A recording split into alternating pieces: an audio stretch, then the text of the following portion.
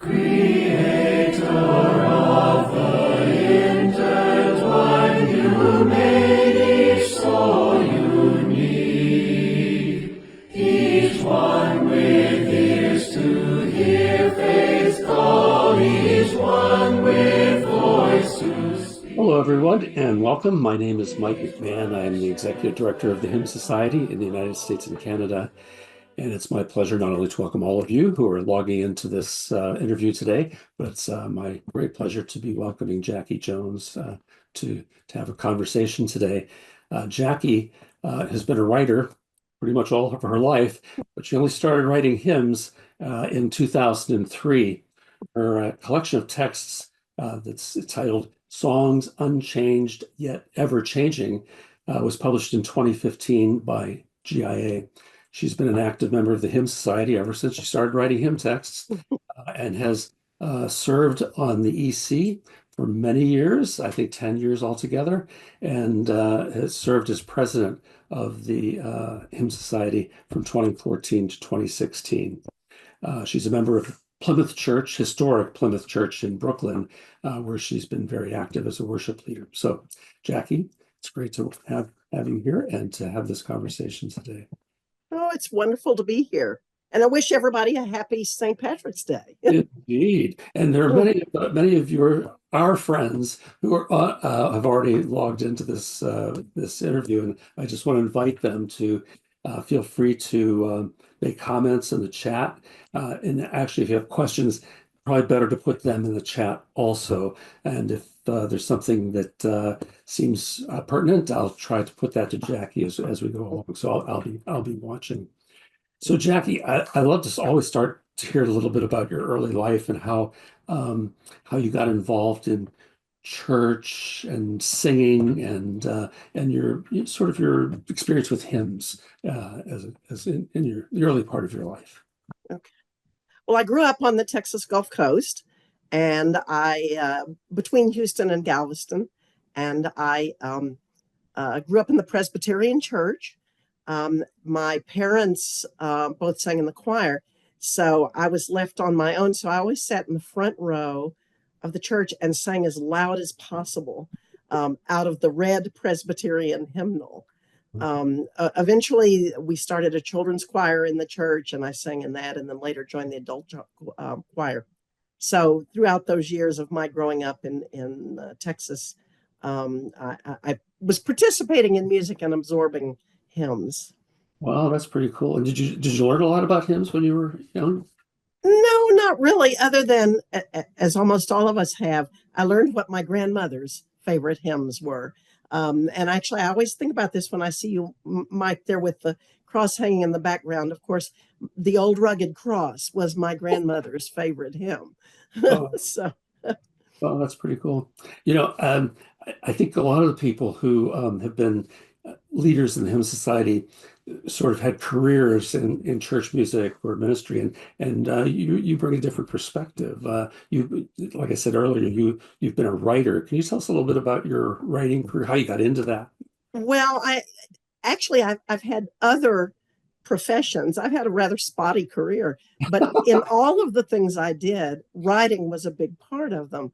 I worked for the government early on in Houston. If anybody besides me remembers the CETA program, which was big in the early 70s, I worked for that. I then, after I moved to New York, I worked in data processing. I worked, let's see, where else did I work? Data processing, database management. And then the latter part of my career, I worked in development for an independent school here in the neighborhood where we live in Brooklyn Heights. But all the way through that, I needed to do writing. And a lot of it was technical writing. It was fundraising writing. It was, whatever kind of writing needed to be done. But I was always doing writing. Actually, at one point, as the internet was getting started and there were resources on the internet, I've always been a big fan of Jane Austen, and I joined a Jane Austen group that was writing fan fiction. And so I went through a stage of writing Jane Austen fan fiction published on the internet. Wow, that's pretty cool. And so how was it that you came to put that to hymn writing? I mean, what drew you to start creating hymns? Well, there was a point, I guess, um, uh, in the early 2000s that I refocused myself on hymns and my interest in them, and I started looking at them, and I started a hymn singing group at our church, which was not very successful, but I did all the work for it. I researched the hymns and put together what we were going to sing and organized it. So I learned a lot, just sort of self-taught. And then and then I learned about meter, and I got fascinated with meter. I think my dad was an engineer in life, and I think I inherited some of those engineering genes. So the fact that you could take text and tune and fit them together was just endlessly fascinating to me.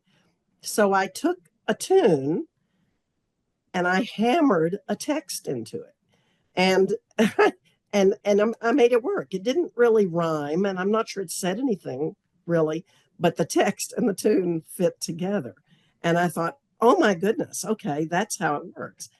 Um, as I was doing that, of course, you get on the internet, and I found an e-list on the internet back then that where there were a lot. It was a hymn oriented e-list, and so I was asking lots of naive questions about meter and hymns and hymn history and this sort of thing. And among the people that was on that e-list was Carl Daw. And so late one night, I got an email from Carl Daw saying, "You might want to consider joining the Hymn Society." And so I got online that night and joined the Hymn Society. And that was the beginning of my relationship with the Hymn Society and Wow. my continuing then into writing. Wow. So, So what kind of hymns did you write at first? well, I, I certainly at the beginning, I did best if I had an assignment. And so, and hymn searches provide an assignment. So I latched onto the McAllister Plymouth United hymn search. I don't, do they still even do that? But that for many years, that church in St. Paul, Minnesota did a hymn search, and they put out a request for a hymn um, uh, encouraging interfaith communication. I've forgotten the exact words, but it was an interfaith hymn. And so I took that assignment and I said, I'm going to write this hymn. And of course, this was not too long after 9/11. And so interfaith conversation was important anyway. So I worked on that and wrote that hymn, what a lot of us would call our baby hymns, but it actually won the McAllister Plymouth contest that year. And so that kind of got me started. I found that I love writing metrical hymns. My heart beats in meter, and so writing in meter comes very naturally to me. Several years ago, I decided to write something that was irregular, and so I got an irregular tune, and I thought I would write a paraphrase of the Lord's Prayer, and I hammered my paraphrase into that irregular tune, and it didn't work.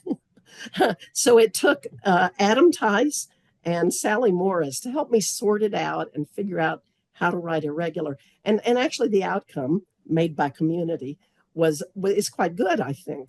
But I haven't written any more irregular text since then.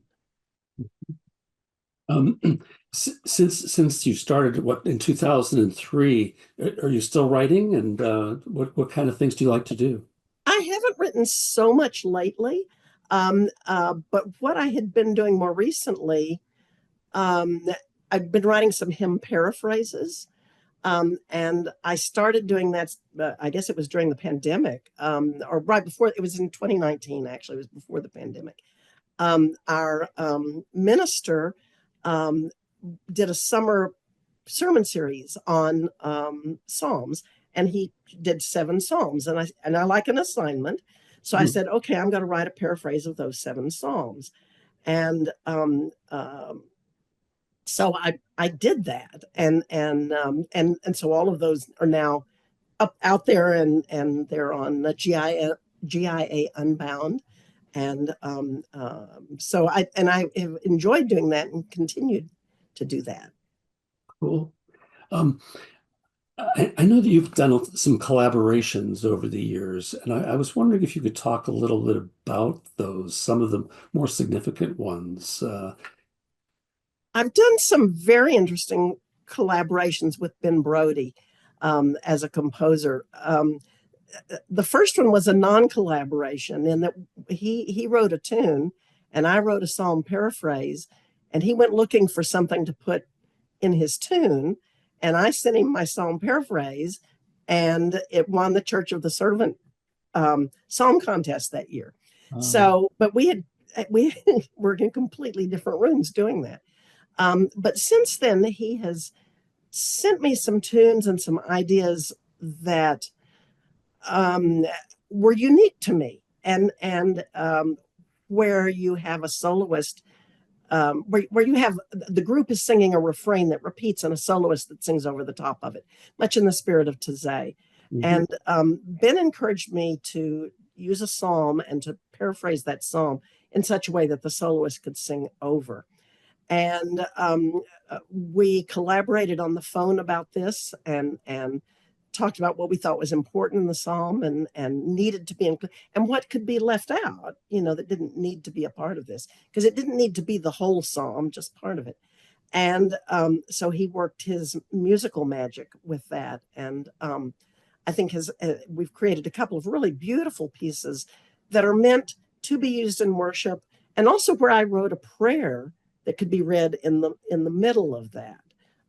So it sort of expanded what I was doing to include writing a prayer, or to encourage others to write their own prayers, or to read the psalm itself, or whatever. It's a lot of flexibility, but I think a really lovely worship piece.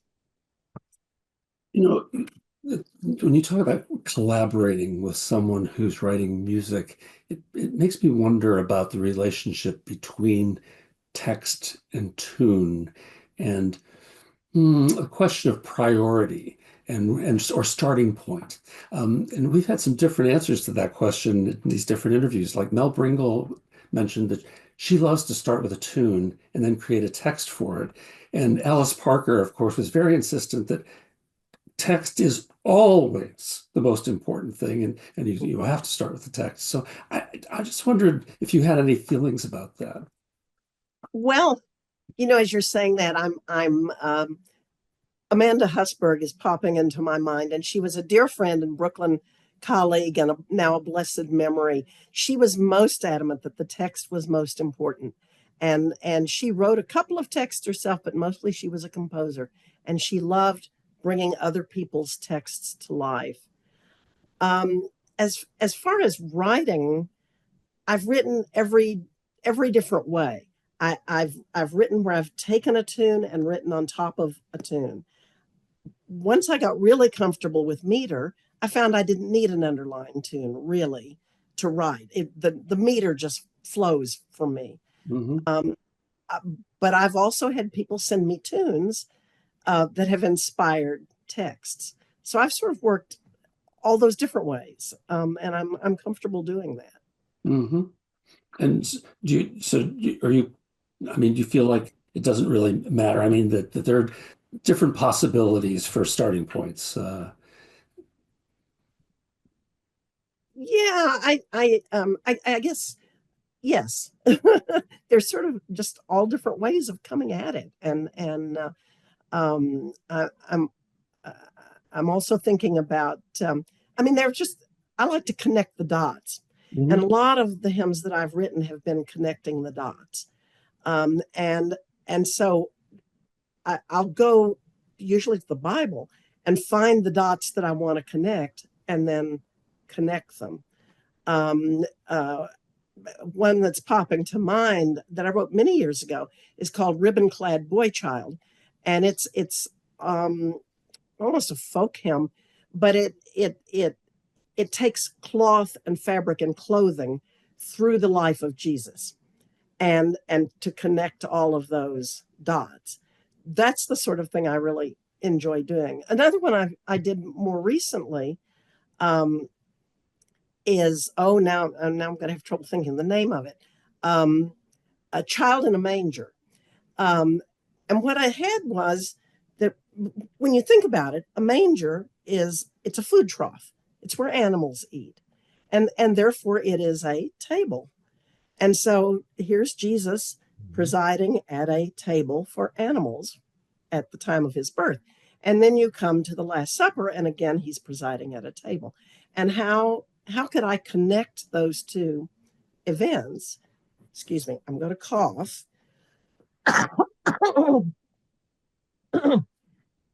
Apologies to everyone. I've had a bad cold. And what I came up with was that at the manger, you had water and grain. And at the Last Supper, you had bread and wine. So the grain had become bread and the water had become wine. And that's how I connected those two in writing that hymn. So that I love doing stuff like that. And that, it came up with a hymn that looks like it's going to be a Christmas hymn when it starts, but it really isn't. It's more of a sacramental hymn. So anyway, that's. Well, that's pretty cool. Are there any writers that you like really admire and that sort of inspire you in your work? Oh my gosh. Well, certainly early on and still, Isaac Watts and the Wesleys, and then Stephen Sondheim. I actually I didn't say earlier I my degree is in theater, and I spent a lot of my youth doing musicals. I love Broadway musicals, and I'm very influenced by the music of Broadway. For many years I knew the words. I could sing any song in any Broadway musical. So anyway, that I think that's an influence. But certainly, being a member of the Hymn Society and being at conferences and being in communication with people like Mel Bringle and Adam Tice, both of whose work I admire so much, and so many others in the Hymn Society whose I love being exposed to their work and learning from them, and so that's had a tremendous influence on my writing. Well, since you mentioned the Hymn Society, I'd love to talk a little bit about that. I mean, just even on the topic of seeing hymn writers who are influencing other hymn writers. I mean, if that continues. I just saw last week where Hannah Brown has a new collection out, and she sort of started out, as learning from others in the Hymn Society, and it's just so cool to see that process continuing. Mhm. Now, you've been involved as a member for a long time, but also in leadership for a long time. I'm wondering how you see the role of the Hymn Society as the field continues to unfold. Well, I think to continue that cultivation of people, and not just in writing and composing, but in scholarly research and in editing and every area. Well, and worship leadership too. I've done a good bit of worship leadership myself as a reader. And actually every Sunday I lead the warm up for the worship leaders at my church. So I would love to see the Hymn Society continue to mentor and encourage and bring to the surface people who are doing new work in the whole field. That just parentheses for a moment. You said the warm up for the worship leaders that you lead every week. So what is that? What do you do? Well, we don't have a praise band. This is the readers, Yeah. and we use 2 to 3 worship leaders aside from our ministerial staff, who read scripture or do prayers or whatever as part of the morning worship. And so when they come early on Sunday morning, and I work with them, they've already got their material, but they need to get on the mic, and it's a fickle mic, so they need to learn how to use the mic. And then I say slow down if they need to slow down. I never have to say speed up. That's never a problem. But I try to give them pointers like, let the punctuation be your friend. And that's a question. Could you make it sound like a question? and things like that. But my goal is to have them feel comfortable as worship leaders. Like when they walk up on that platform, they're going to know what they do, what they're supposed to do. They're going to know when to do it. They're going to know when to leave the platform, and they can feel confident and authoritative. So that's Cool. my Sunday morning gig. That is pretty. So in the Hymn Society, you were invited to become a member of the executive committee. How did that happen? Well, I got a phone call, as I recollect, from David Eicher, asking me to come on as the treasurer, and I was, of course, surprised, but I was also very pleased because I felt like I wanted to be more involved, and I felt like that was something I could do, so I was happy to say yes. But at the same time, because I mean, I know about spreadsheets, and I know, budgets and that Mhm. sort of thing from the work I do, but I don't work in the field of sacred music. And so I remember sitting at my first DC meeting and saying, I'm not sure why I'm here, but I'm here. I'm not really sure what I'm bringing to this, but I think I sort of found that as the time went on. So yeah, so that's kind of how I got involved, and I served 2 terms as the treasurer, and then was nominated as the president elect. So during your time, even before you became president, those were pretty significant years in the changes that were happening in the Hymn Society. Uh, Mhm. what do you remember? Well, I loved being on the executive committee. I loved it, and I loved working with all of those wonderful people on the executive committee and with their ideas and their inspiration, and I loved it. And and collaboration. You talk about collaboration, on the EC. Um, I I don't think of myself as a visionary. I think of myself as a project leader, and so being surrounded with people who are visionaries, who could come up with, could say, we're coming up on our second 100 years, or we're wrapping up our first 100 years. What do we need to think about? What do we need to do? And so then I felt like I could take my project management skills and help some of those dreams and visions come to reality. And so that's something I loved about working with the folks on the EC, because they had the visions and the ideas, and they said, we need to start a center for congregational song, and we need to have a fundraiser, and raise some money for our endowment, and we need to do this, and then I can take my organizational skills and set those things in motion. Hmm. What were some of the significant things that you were involved in? Well, I think, setting in motion the Center for Congregational Song, which actually culminated, I guess, when I was the past president, but the work on that started, while I was the president. Um, in the more mundane, or maybe not mundane, we rewrote the bylaws the Constitution at that point in time, because it was foreseen that we needed to be more nimble, and up to that point we were amending the Constitution every year at the annual meeting, and it just seemed like we needed a new Constitution. So there again, there was a collaboration of those of us who think in terms of constitutions and bylaws, and to rewrite that Constitution to make us as nimble as possible. And I well, maybe you can speak to this better than I can, Mike. Has it worked? Well, I um, was thinking that, I mean, I remember being at the meeting where that Constitution was adopted, and the members' meeting, I should say. And I can say now that I've been the executive director since 2018, and it has not been amended since I've started. So mhm. I would say that goal has been achieved, and we do have a pretty nimble structure as a result Mhm, of that rewrite. mhm. There's not a lot that we have to do to.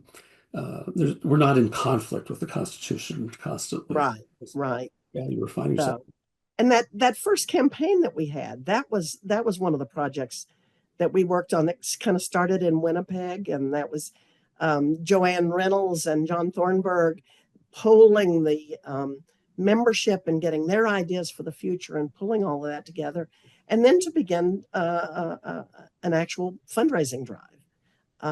So that was another one of the really big projects that we worked on.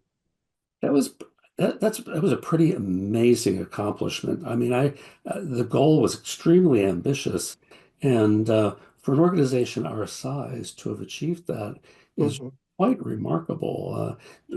How did that happen? A lot of hard work and a lot of tenacity, particularly on the part of Joanne Reynolds, who worked so hard on that, and many others. And I always hesitate to name names because I'll forget to name somebody.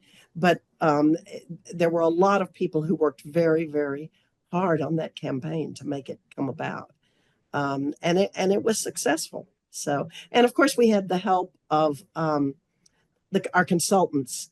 And now the name has escaped me. Alan Burton. Alan Burton, but the company was called Hope Manifest. Hope Manifest. We had the help and their wisdom helping us throughout that. So that was an important part of it. That's pretty interesting. I recall being at the luncheon where it was celebrated the end of that campaign, and how inspired. I mean, I was not really that active in the Hymn Society at that time, but I remember being incredibly inspired by that event and going home and signing up to be a life member. Because for you. Because of that luncheon. See, the message worked. The message worked. Yeah, it's clearly the message. I mean, there was a lot of belief in the importance of the Hymn Society and its vision, and it really rubbed off, I think, on a lot of us who were inspired by it. So kudos to you and the other leaders. You know, the first time I met you in person, I think, was the day that I came for the interview. What people probably don't know is that you were the co-chair of the search committee at that time, and I can recall the sense of, I don't know, teamwork and collegiality that I experienced in that group. And I wonder if you could say just a little bit about that aspect of the Hymn Society's character. Well, that's something that I value so much in the Hymn Society, and that as the president, I tried to encourage that. That it's collegiality, it's absence of ego, or putting aside of ego, and being willing to help and work together, and being willing to listen to others, to hear the ideas of others, but also to express your own ideas and to make space for that. I think it's true of me that's one of the. I mean, why would there have been space for me in the Hymn Society? Someone who's never worked in sacred music, but there was space for the gifts that I brought. Mm-hmm. So I think that's just something I've always valued in the society. I'm really struck by your comment about putting together people who have, who are like the visionaries and the people who are the practitioners. And it seems like in the Hymn Society, we're constantly bringing people together who have complementary kinds of gifts and skills. So that's very significant, I think. I think we're the richer for that.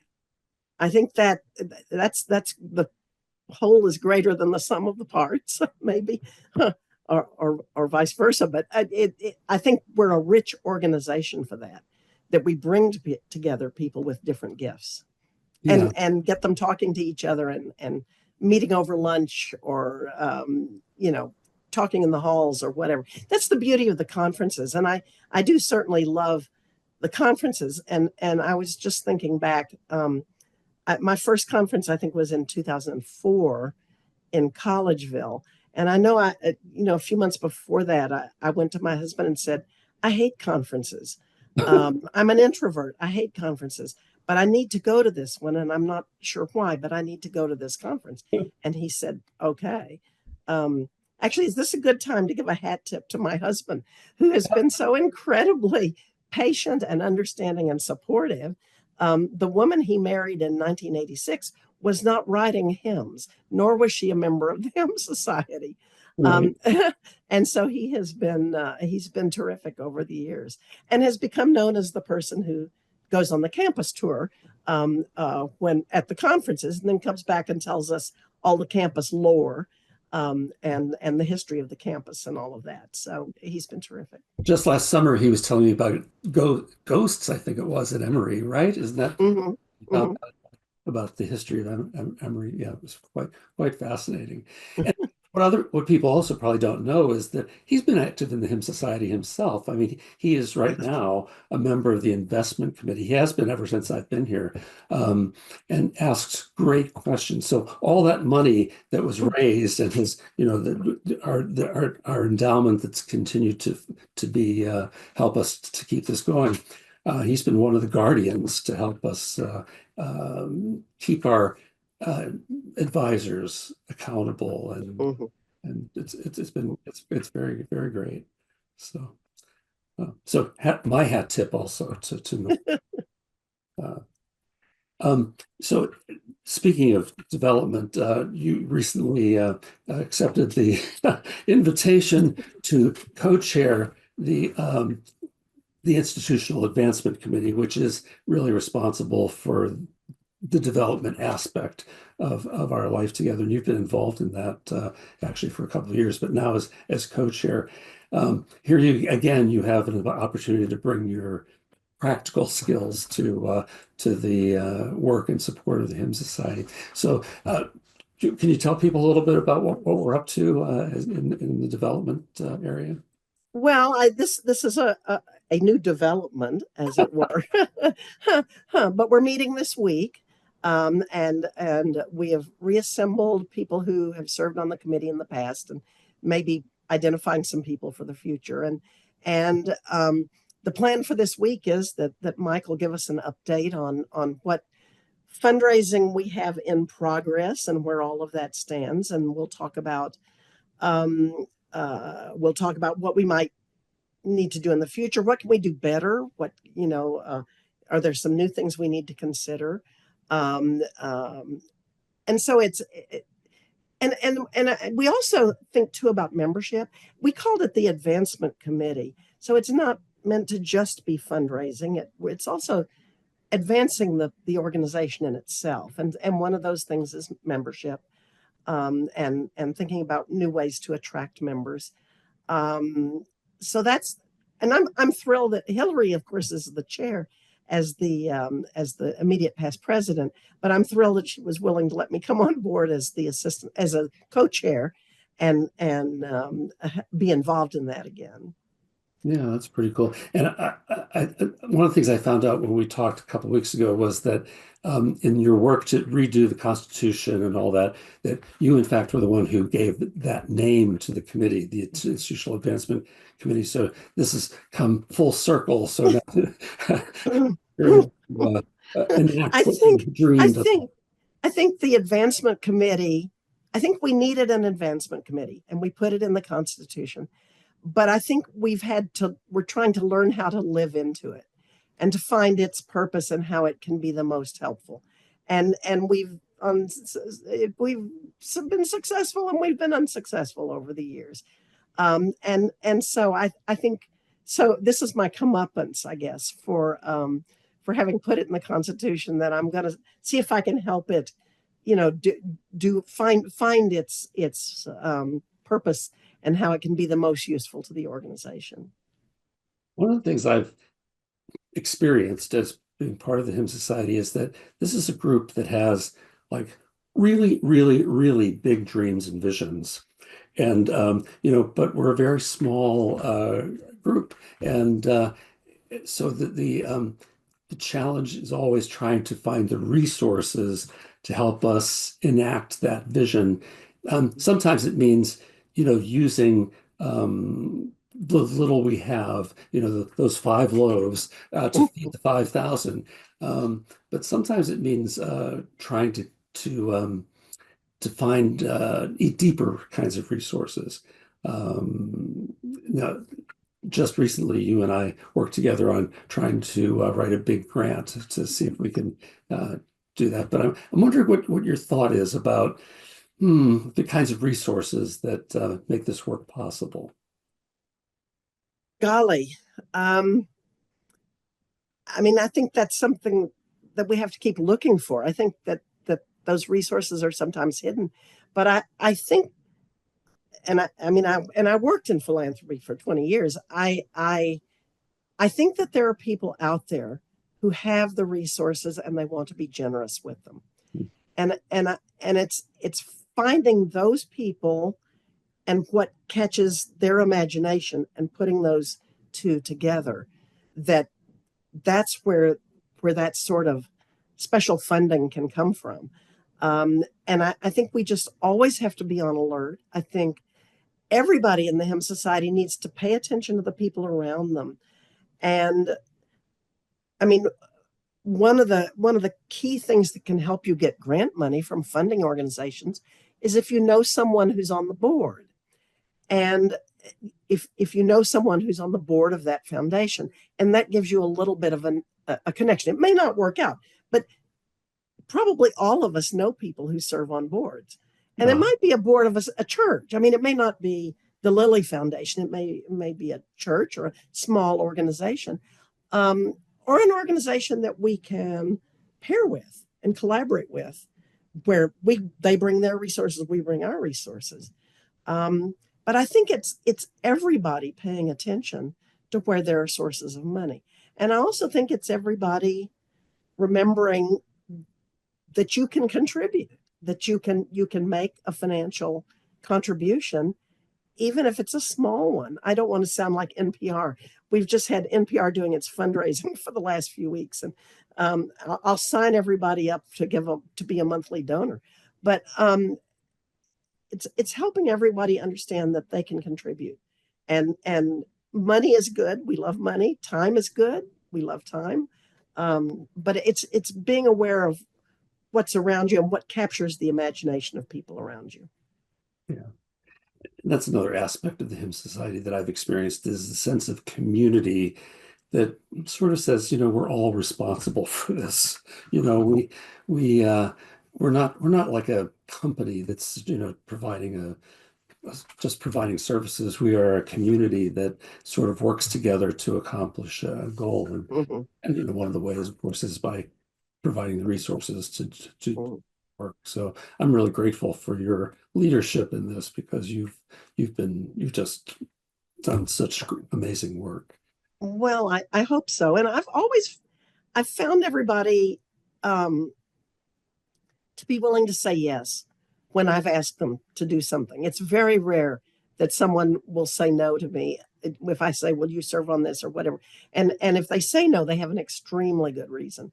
But the Hymn Society members are like that. If you ask them something, they're willing to say yes, and be helpful, or so that there again, that's I'm high on the Hymn Society, obviously.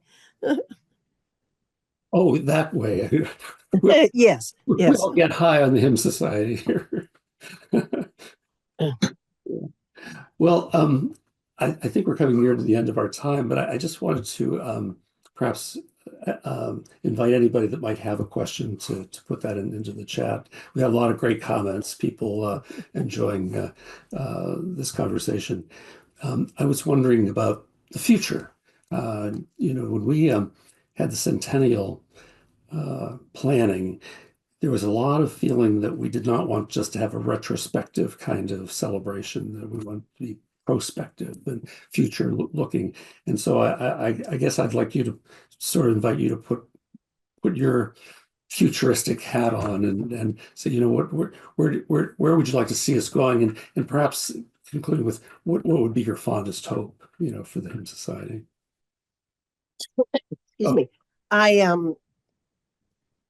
Well, I would love to see, well, I won't see this, but I would love to see the Hymn Society last another 100 years. And I do think that the Hymn Society has already taken some very important steps to help it do that. I'm involved in some local organizations here and that sort of thing. and the Hymn Society is the most successful of all of them of bringing in some new members, and particularly youthful members.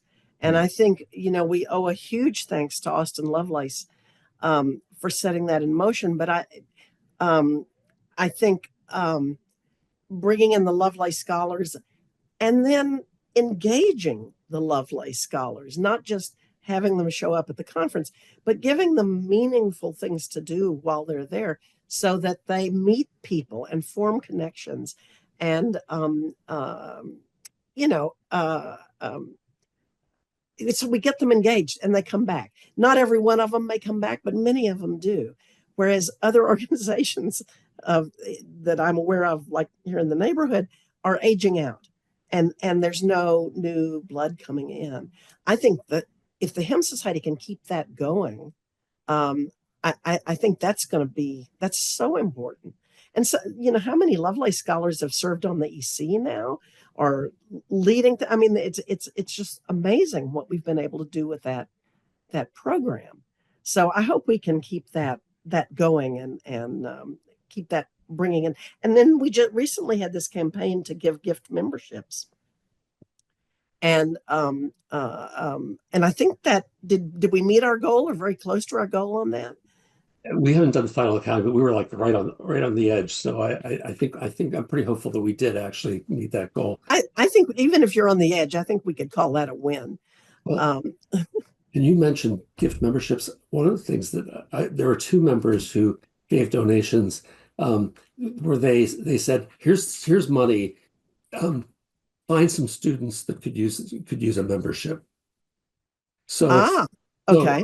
So we wrote to a bunch of professors and said, do you have a student that you could nominate for this and that could be would really love to be a member of the Hymn Society? So we were able to kind of you talked about connecting within a hymn, so we were able to connect people who want to give and people who want to be invited in. That was pretty cool. Mm-hmm. And I'm going to name Paul Richardson because he was one of them. Good for Paul. Good for Paul. We do have a couple of questions, so I'm gonna switch back to some questions about you. Hannah Brown, whom we spoke about a few moments ago, says that you write wonderful hymns that are dramatic retellings of scripture stories. How do you get inside those stories to approach those texts? I think that's my background in theater, because in college and in the years leading up to college, I did a good bit of acting, and not to make any money at it, but I did a lot of acting, and I studied acting, and then later specialized in directing and choreography. But how does an actor get inside the character of the person they're playing? And I think that's something I do when I write those hymns, is that I try to get myself inside of the characters in the story, at least as I see them in the story, and walk around in their shoes and tell the story from that point of view. So yeah, I think that comes from my theater background. I think Chris Shelton does that too. Chris and I are both two Texans with theater backgrounds writing hymns. So with Presbyterian, thank you, Hannah. Presbyterian background, right? So, and David Williams wants to know, do you have another hymn collection in the offing? No, I don't. But almost everything I've written since my collection is on GIA Unbound. So it's available. It's out there, and actually, it's funny. Several years ago, I wrote a text called "Two Young Women Watch Each Other," and it was based. We had a guest preacher at church, and she preached about Moses and the bulrushes and his sister and Pharaoh's daughter. And I immediately went home and wrote a hymn about it. And that has floated back into my consciences just recently, because it's a hymn about resistance, and it's a hymn about doing something subversive. Even though it appears to be very small, the impact can be very large. And I guess when this floated back in, I thought, maybe this text could have a moment now. So anyway, they're out there on GIA Unbound. I was thinking that you said earlier that you were inspired by receiving assignments. So I don't know if you would consider that an assignment or not. But, well, I want to just kind of say what Tom Strickland said. It's been delightful to be inspired by the conversation. I can say that it's delightful to be inspired by you and by the work you've done both in your writing and in your leadership. So I'm very grateful for that, Jacque. Well, it's been a thrill for me. It's been a very important part of my life for the last 20 years. Yeah. And didn't that fly by? So it's just, I'm thrilled that Carl Doss sent me that late night email, and P.S. A couple of years later, he sent me another one, and it said, your church is about to have an important hymnic anniversary, and I hope you intend to celebrate appropriately. What does that mean? But it meant that I spent the next 18 months running a hymnic celebration. So I don't answer emails from Carl Daw anymore. He is the master of understatement, right? Well, the thanks for pouring in on the chat.